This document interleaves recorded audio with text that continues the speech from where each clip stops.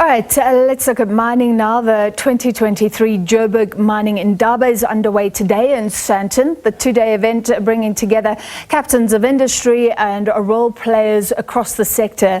Their discussions, amongst other things, centred on developments in the mining sector. And we know that those have not been good for a very long time. A lot of dire economic news relating to logistics, to trying to get the goods out of the country, and of course load shedding and not helping one bit. SABC News' economics reporter Katlego Legodi is at the Indaba and joins me live now. Katlego, take us through some of the discussions thus far.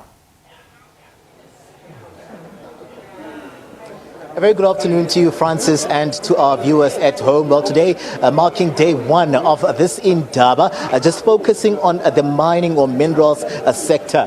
So this is where we're seeing those captains of industries, various companies just here from early in the morning. They were engaged in engagements in terms of the discussions, panel discussions underway, just looking for solutions to mitigate against some of those challenges that have not seen this sector just thrive for a while. Very important to the economy of the country, as we hear of millions in terms of exports annually that are getting out of the country into various continents, into various countries on the African continent as well. So we're seeing them just repositioning the mining sector to form part of the global economy. And they're saying that really when you look at what has been happening over time, issues of climate change, issues of energy, the illegal mining challenges that have existed zamazamas here at home, and how then we've seen a sluggish economy over time attributed to some of these challenges that have not fared or done well or bode well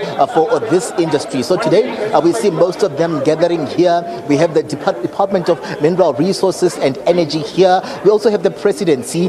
Just a moment ago we spoke to Rudy Dix, who's coming from the presidency, around how then they're coming through with the social compact and working with the social partners to get the best out of this particular space. Everyone that is in this space, in the mining space, is here, and I'm going to bring into the conversation. They're fairly new in this particular industry, this being the Junior Mining Council, and I have Fred Arendse here, who's the founding president of the organization. And we know very well that as young miners, you don't want to be left behind. You want to form part of these solutions. Hence, we find you here today. Welcome to the SABC, Fred. Give us your impressions so far of this day one of the summit. Thanks very, very much to you and your listeners. I must say the first day was incredible. As always, we've been part of this, for the longest time, and we're very proud to say that the Junior Mining Council is actually a co-sponsor, to this very important event. And we've been having very robust discussions since early this morning, looking at solutions instead of just looking at the problems. So we're very excited as the new Junior Mining Council to play a pivotal role in changing the shape of the mining industry. Some of those challenges, let's go through some of those challenges that have not seen us getting the best out of this particular sector. The energy challenge, for instance, is one of the panel sessions that we saw sit. They're going to be also threshing it out in the coming 2 days. We'll be seeing the Minister of Mineral Resources and Energy tomorrow forming part of proceedings here. Let's go through those challenges and where are we as South Africa and those in the sector in terms of the mitigating factors. There's a number of challenges, and I think we'll spend probably the whole day if I go through all those challenges. But what is very encouraging is that challenges is now being addressed, by the task team of the president of the country. But very importantly for the junior mining sector, we were formed to respond to the unique challenges of the junior mining sector, and we are busy addressing those because, as you can imagine, in the mining sector there's broad challenges, but to the junior mining sector, those challenges are unique. Whether it's zamazamas, whether it's illegal mining, whether it's funding, whether it's regulatory, processes, whether it is access, to markets, those challenges, supposed to be unique to the junior mining sector.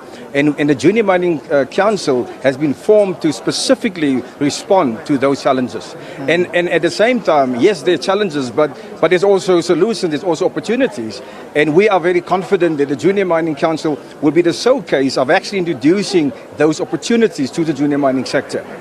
Let's zoom into the economy, because we know very well that this sector is very important for the economy, and if we get it right, we'll see jobs created, we'll see development, amplified unquantified development, and most of the people here are talking about the need for a collaboration as well for us to get it right. Where is the economy in the thick of things where the mining sector is concerned?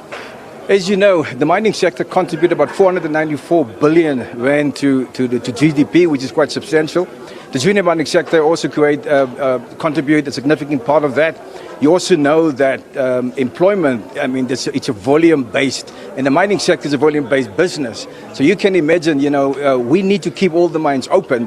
Why? So that we can create, the necessary employment that our country needs. So it is very, very imperative that we resolve the challenges that we're facing, some of which you're aware, load shedding, and all that impacts the economy, impacts the industry. And as you know, if you have an industry that is key to the economy of the country, you have to get this right. And hence there's been robust debates this morning. There's been engagements in the last couple of weeks and months with government, but also with all the role players to ensuring that we find the appropriate solution that we can actually expedite and kickstart effectively our economy. Because as you know, our economy is under pressure. And the only way you can actually make a contribution is you create the activity to stimulate the economy. And mining is a big part of that. And that has been our key focus the last couple of months. And I think it's going to continue being the focus to ensuring that we have a promising economy that we had in the past. And the mining sector are ready and able to contribute and continue to contribute, but we have to resolve our challenges. How do we balance it in terms of the renewable energy drive and going green compared to what we have here at home in terms of coal, that we're still seeing it being mined by some of the companies here, but we're seeing that most of the people are talking about just going green and just doing away with some of these minerals. Can South Africa afford to do away with coal as we speak right now, looking at the fact that we're also experiencing an energy challenge here at home? Our view is our country has to be responsible. Yes, it's very important to have renewable energy and a green economy, but you have to do it in a responsible way. We cannot whisk coal mining away. Coal mining and coal production is a very important part of the energy mix. So for the foreseeable future, coal mining is going to be part of our energy mix. What we have to do as leadership in the mining sector is to ensure that we have a balanced approach and we resist agendas coming from the West, because we have, as a country and a continent, unique challenges. And we have to ensure that we respond to our needs. As you know, we have significant socioeconomic needs. Now, you can imagine if we just merge to renewable energy and close all the coal mines, we'll put a lot of people out of jobs. We cannot afford to have this for the country. So we are calling for a balanced, responsible way of moving into renewable and green energy. It has to be in a responsible way. Fred Arendse, thank you very much, sir, for your time. He's coming through as the founding president there from the Junior Mining Council. They're here. They're also adding their voice to the solutions. You know that most of the people here from early in the morning, from the keynote address that we saw being delivered earlier on, there was a talk about ensuring that what is happening here today and tomorrow is not just a talk shop, but then we see tangible results and we see a movement that will be beneficial for the country's economy. Francis?